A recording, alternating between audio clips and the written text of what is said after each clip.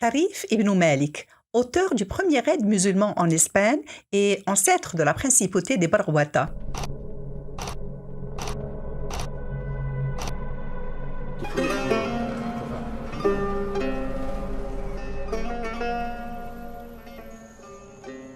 L'histoire retient qu'une année avant la célèbre expédition de Tariq ibn Ziyad sur la rive nord de la Méditerranée, le commandant de l'armée omeyyade, d'origine berbère, Tarif ibn Malik, reste l'auteur de la première traversée de reconnaissance et du premier débarquement des troupes musulmanes en Espagne, précisément à Tarifa, qui gardera son nom. Tarif ibn Malik marque également les chroniques pour sa participation aux révoltes berbères contre le népotisme des gouverneurs omeyyades avant de s'imposer comme chef de la principauté des Barwata qui allait connaître un étrange destin avec ses descendants. Concernant son origine, Tarif ibn Malik serait amazir, bien que certains auteurs veuillent, comme d'habitude, le rattacher à une origine yéménite, soit du clan des Ma'afra, soit des Nukha, fils de Saba.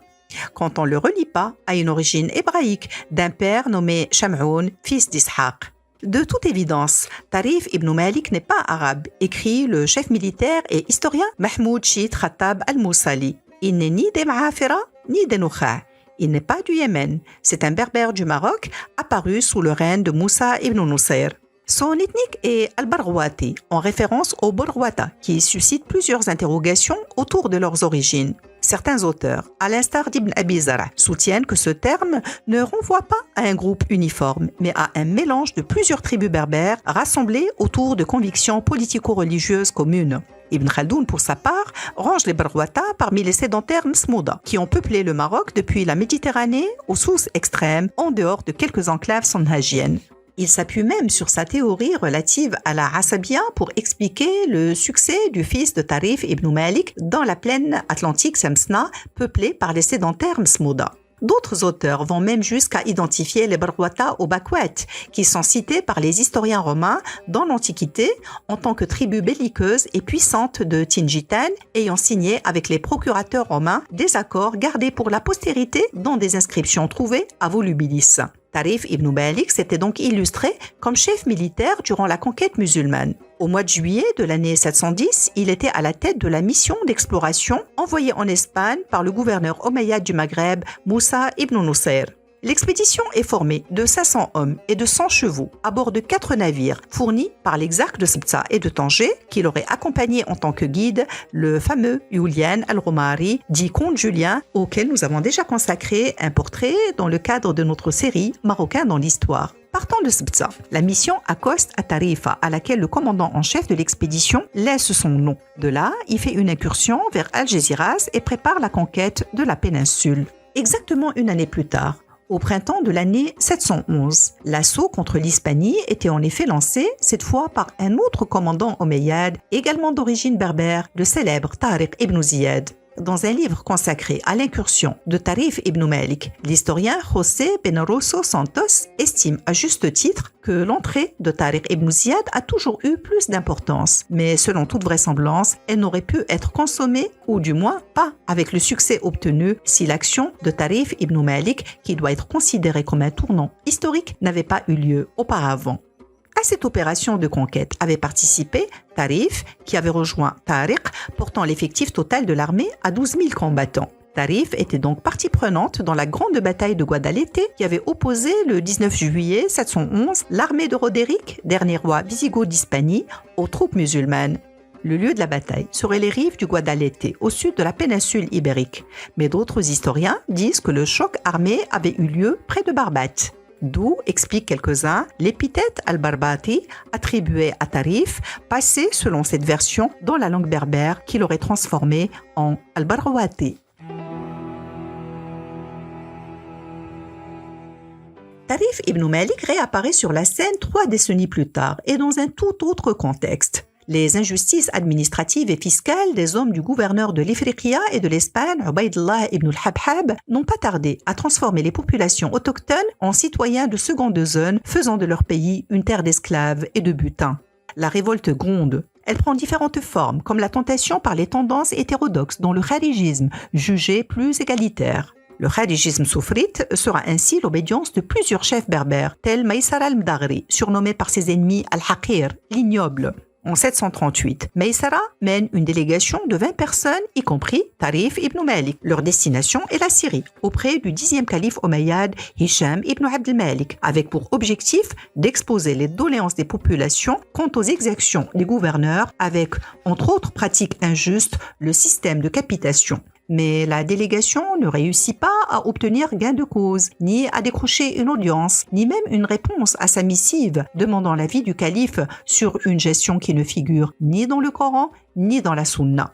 Ce qui a accentué le sentiment de mépris et la conviction que cela dépassait le zèle d'un gouverneur pour être une politique d'État. La colère était à son paroxysme.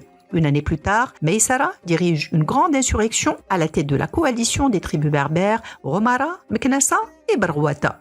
Des combats acharnés sont menés dans le Souss et dans la région de Tanger. Leurs gouverneurs respectifs, Ismaïl ben Ubaydullah al-Habhab et Omar ben Abdullah al-Mouradi, sont tués pour s'être conduits avec injustice et illégalité dans la perception de la dîme aumônière et dans la répartition du butin.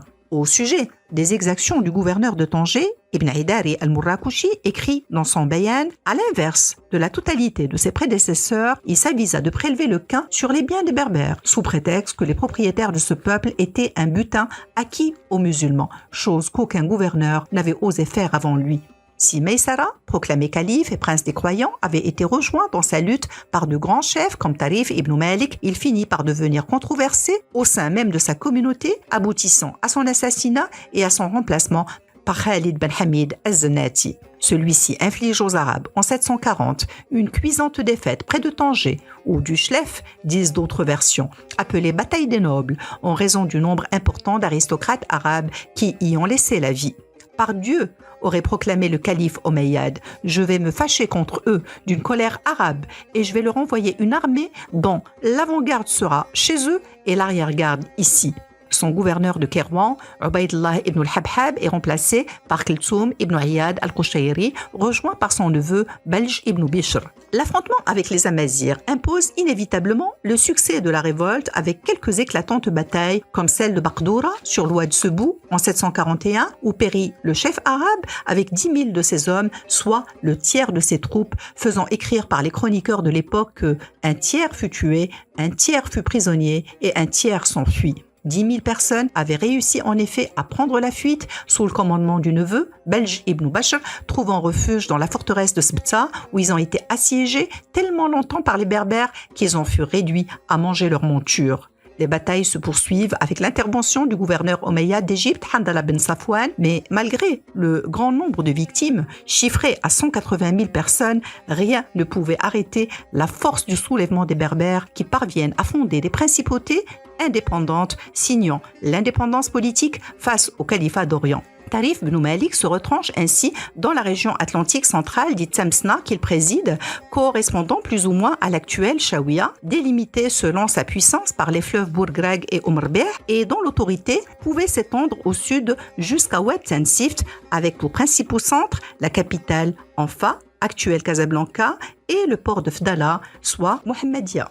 À la mort de Tarif ibn Malik en 741, il laisse 4 fils, dont Salih qui reçoit le commandement suprême et ne tarde pas à prétendre à la prophétie.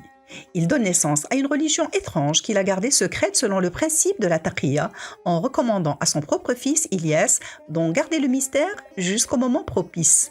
C'est donc le petit-fils, Younes, qui aurait révélé cette religion au grand jour, une sorte de syncrétisme entre monothéisme et paganisme fondé sur un Coran élaboré en langue berbère. Les descendants de Tarif ibn Malik et autres tribus affiliées n'ont pas cessé de subir les assauts des troupes impériales et des armées des Moujahidines, mais ils ont réussi à se maintenir en toute indépendance durant 4 siècles successifs.